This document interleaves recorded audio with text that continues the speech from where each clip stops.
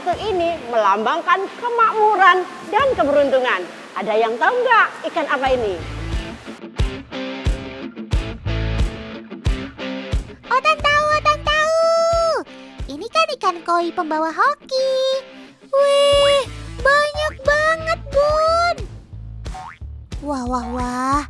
Ternyata Bunda Iin diem-diem pelihara puluhan koi ya. Keren maksimal. Otan boleh dong dibagi satu. Sepasang aja deh.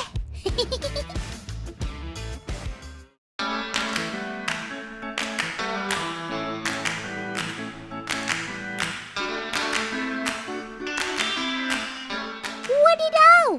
Bunda habis kejatuhan durian runtuh atau menang undian sabun cuci sih? Kok jadi mendadak kaya banget ya?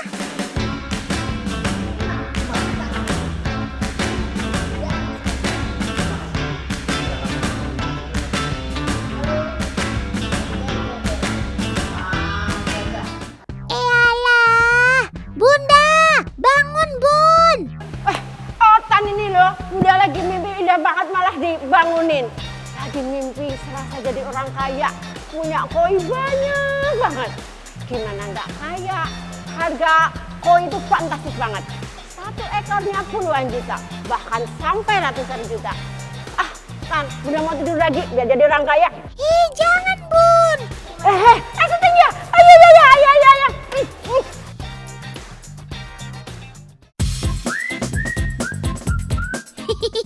Kalau tadi Bunda cuma mimpi, Otan ajak temen di rumah ketemu ratusan ikan koi deh. Di mana? Di wisata Umbul Ponggok dong. Seru ya. Di sini teman di rumah dapat berenang dan selfie bersama ikan pembawa keberuntungan.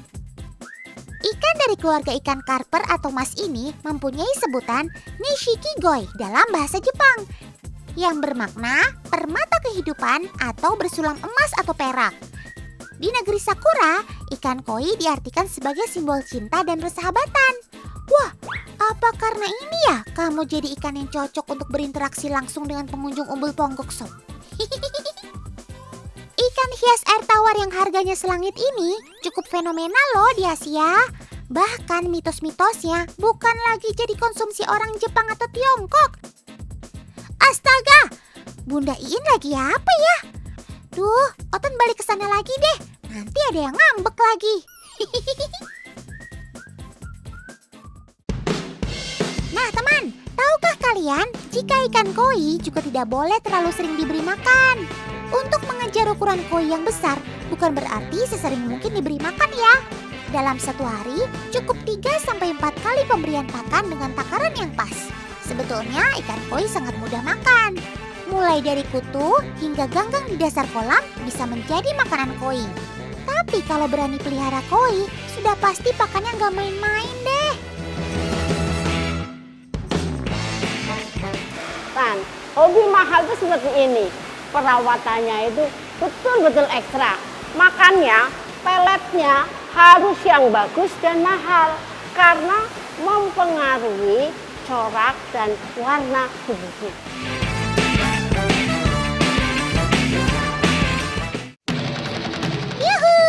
Buat pecinta ikan koi mana nih suaranya?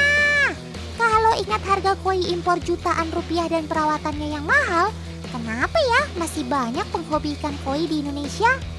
Nih, Otan kasih beberapa alasan kenapa kamu harus pelihara ikan koi. 1. Menurut Feng Shui, ikan koi dipercaya pembawa kedamaian. Teman, memelihara ikan koi dipercaya dapat mendatangkan keturunan yang cerdas dan berhasil loh. 2. Menambah estetika rumah. Jangan salah teman, berbagai macam warna ikan koi yang cerah dapat memperindah interior rumah loh. Bahkan, lukisan atau karya seni lainnya yang berbentuk koi juga dipercaya membawa keberuntungan. 3. Simbol umur panjang. Warga Tionghoa meyakini ikan koi yang dianggap sebagai ikan dewa ini selain membawa kesuksesan juga simbol panjang umur. Gak heran nih, pada kolam ikan koi juga tersemat patung Fulushu atau dewa kebahagiaan, kemakmuran, dan umur panjang. Wah, semua hal tentang ikan koi berenergi positif ya. Jadi nggak selamanya kan konotasi mitos itu seram dan menakutkan. Kalau semua hal baik, kita bantu aminkan saja ya teman.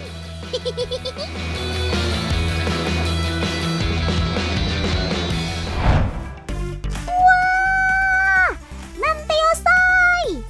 Teman di rumah ada yang bisa bahasa Jepang? Kalimat yang Otan ucapkan tadi adalah bahasa Jepang yang artinya, wow, benteng yang luar biasa. Yap, bentengnya memang cakep banget teman. Tapi ini bukan di Jepang loh, melainkan di daerah istimewa Yogyakarta. Tepatnya di Lost World Castle, Kaliurang, Jogja teman. Pedang kayu ini dalam bahasa Jepang disebut boken teman. Pedang samurai, baik itu pedang kayu maupun pedang betulan, memang identik dengan negeri matahari terbit teman. Kisah samurai yang legendaris adalah buktinya. Tapi, dari dunia perhewanan pun gak mau kalah. Negeri Sakura juga punya hewan yang begitu identik dengan negara tersebut.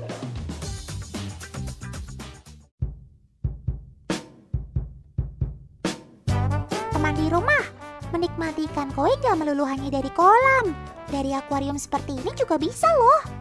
Hah? Akuarium? Iya, kalian gak salah dengar.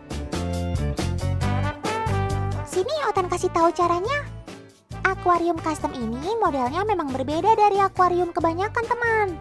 Lantaran area yang bolongnya terletak di bagian bawah sini.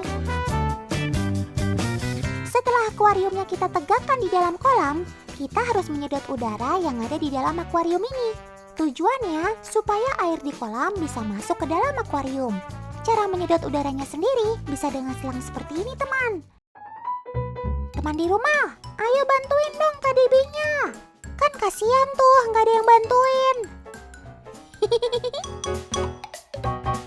Nah, airnya pelan tapi pasti sudah mulai masuk akuarium. Sekarang kita pancing ikannya dengan makanannya, yaitu pelet. Wah, ikannya mulai masuk teman. Widih, cakep banget ya. Ternyata bagus juga ya kalau bikin akuarium berdiri untuk ikan koi seperti ini. Keren maksimal.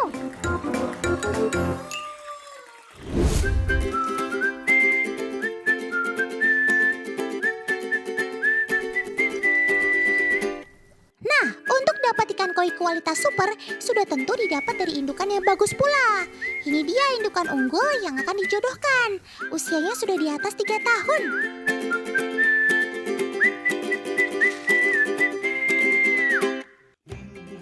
Sekali proses penjodohan, dipilih satu induk betina dengan bobot tubuh yang besar yang akan dikawinkan dengan 2 ekor jantan. Oke, selamat PDKT sob. Cetak generasi penerus yang berkualitas ya.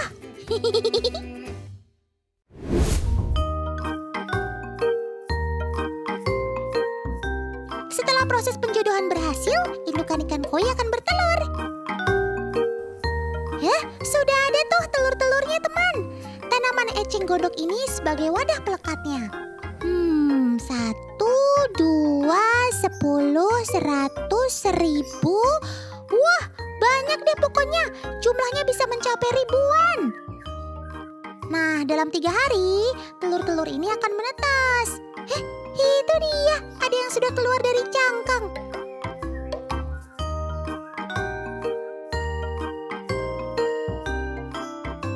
Ayo, yang di rumah tahu nggak yang mana? Mereka masih imut-imut banget ya.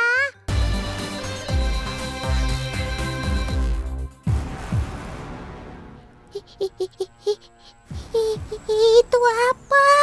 Kok pohonnya goyang-goyang sendiri? Tapi mana ada hantu di siang bolong gini?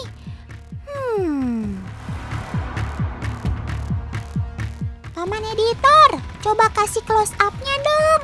Cus! Ternyata pelakunya adalah si bekantan, teman. Duh, kamu bikin deg-degan aja deh, Sob. Pergerakan bekantan memang tergolong cepat. Sebagai primata arboreal, bekantan banyak menghabiskan waktunya di pepohonan. Ya salah satunya berayun-ayun di dahan pohon seperti ini. Mereka berayun bukan tanpa alasan. Biasanya mereka berayun untuk berpindah tempat dari satu pohon ke pohon lain. Keahlian ini tidak lepas dari postur tangan dan kakinya yang kuat dan lentur. BTW, Otan juga jago berayun loh. Yuk kita lomba siapa duluan yang sampai ke pohon sana. Wush!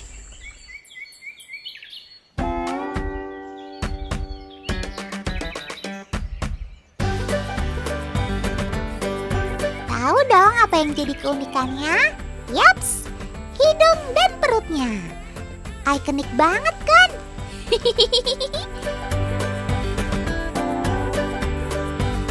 Bekantan jantan memiliki hidung panjang besar yang sangat khas. Sementara si betina memiliki hidung yang lebih kecil dan runcing. Fungsi hidung tersebut salah satunya untuk menarik perhatian lawan jenisnya, teman. Selain itu, hidung bekantan juga dapat memperkuat suara yang dihasilkan. Nah, kalau perutnya yang besar disebabkan oleh proses pencernaan bekantan cukup membutuhkan waktu panjang. Sehingga perut bekantan sering penuh oleh makanan yang sedang dicerna secara perlahan. Perut bekantan sendiri mengandung bakteri-bakteri pencerna selulosa yang membantu mencerna dedaunan. Canggih! Nah, kalau ini adalah bayi bekantan yang baru berumur 2 bulan, teman. Bekantan betina memiliki masa kehamilan sekitar 6 bulan. Mereka hanya melahirkan 1 ekor anak saja. Di Taman Nasional Tanjung Puting, Kalimantan Tengah, populasi bekantan masih cukup mudah untuk kita temui. Beberapa kali mereka kerap juga datang ke desa untuk sekedar singgah. Bahkan di tempat kru Otan menginap, mereka rutin datang setiap pagi loh. Seru banget sih. Kak Dismas, di tempat penginapan kita ada apa nih, Kak? Nih setiap pagi katanya di sini akan selalu ada morning call.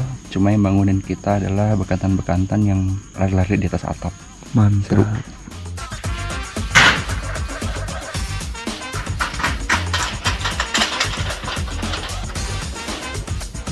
Wah, seru banget tuh pagi-pagi dibanguninnya sama Sobat Otan. Pengalaman yang tak terlupakan ya, Kak.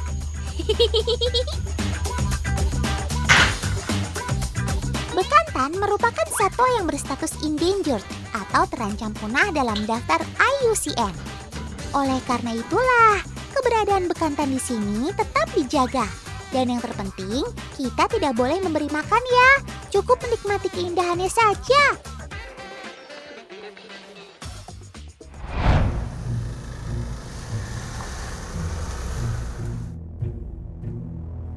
Itu kakak-kakak mau kemana ya? Kok bawa kandang segala sih?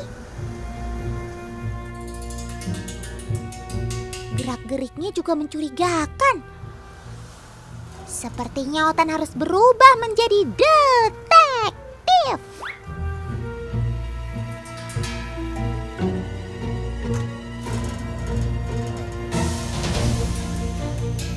Sepertinya mereka sedang mencari sesuatu. Makin mencurigakan nih.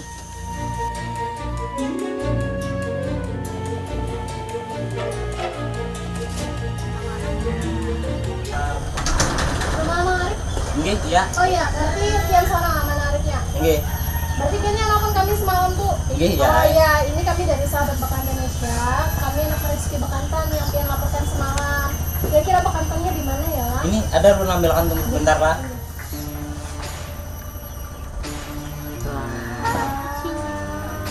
Maafkan Otan ya, Otan sudah salah sangka sama kalian semua. Ternyata kakak-kakak ini mau merescue sobat Otan si bekantan, teman. Monyet hidung panjang ini sudah cukup lama dipelihara oleh warga. Padahal satwa dilindungi harus hidup di alam liar, bukan dalam kandang jeruji seperti ini. Untung saja si pemilik sadar bahwa tindakannya itu tidak benar. Syukurlah.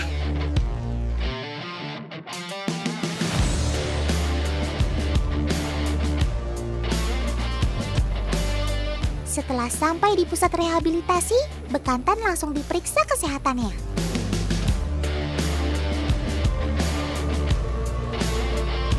Syukurlah kamu dalam kondisi yang baik, Sob. Nah, sekarang pindah ke kandang karantina dulu ya.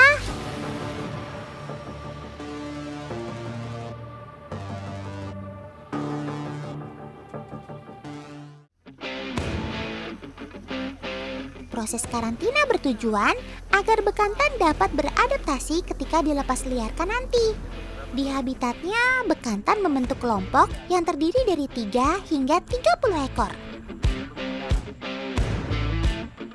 Terdapat 1 ekor bekantan jantan dominan dan beberapa betina beserta anak-anaknya. Jantan dominan biasanya menjadi benteng utama ketika merasa terancam. Lihat teman, saat merasa ada bahaya, si pejantan langsung bergerak masuk ke dalam kelompok. Jantan akan melakukan observasi terlebih dahulu sebelum memutuskan apakah harus berpindah tempat atau tidak. Nah, ini baru ketua kelompok yang bertanggung jawab. Silahkan dicontoh ya teman-teman.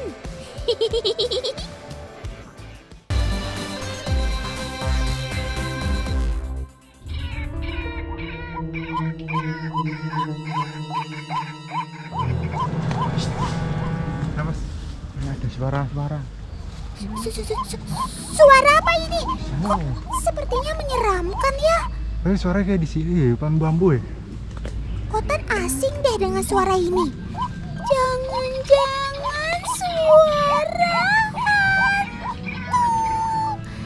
Kabur!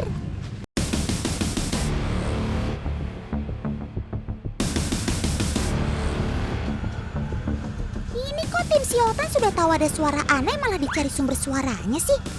Cari penyakit ini namanya.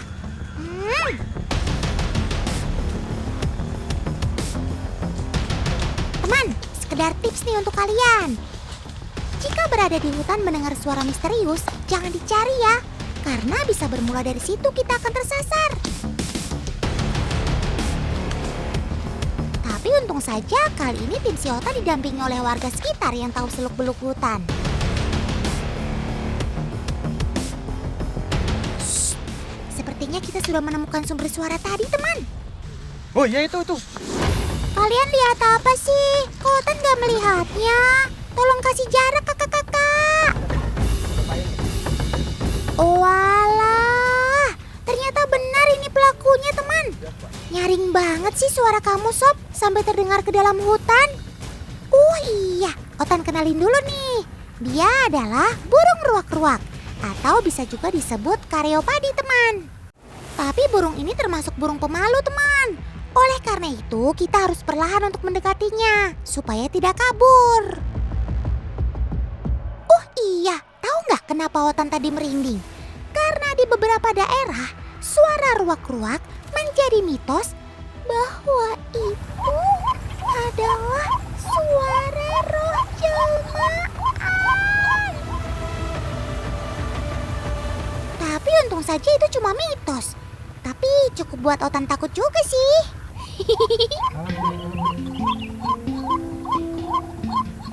Kita kenalan dulu yuk sama hewan yang memiliki suara misterius ini.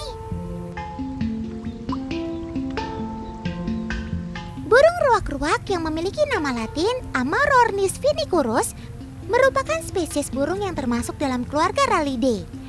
Pada umumnya, si ruak dapat dijumpai di rerumputan, rawa, sawah, hutan bakau, bahkan parit pinggir jalan. Mereka termasuk burung air pemakan serangga dan ikan-ikan kecil. Jadi jangan heran kalau mereka gemar berada di tempat yang berair. Ruak-ruak sebenarnya merupakan sahabat petani, teman. Mereka membantu memakan hama yang berada di lahan sawah seperti ini. Tapi saat ini keberadaan si ruak tidak seperti dulu. Ia sangat sulit dijumpai akibat perburuan liar yang masif. Para pemburu biasanya menjual ruak-ruak untuk menjadi bahan konsumsi. Sebenarnya ancaman kepunahan si ruak tidak melulu karena perburuan liar, teman. Tetapi karena berkurangnya lahan sawah untuk mereka mencari makan. Apalagi sawah yang ada sekarang sudah tercemar bahan kimia seperti pestisida yang membuat sobat Otan ini ikut mati. Malangnya nasib kamu, Sob. Yuk teman, kita sama-sama menjaga lingkungan mulai saat ini dan seterusnya ya.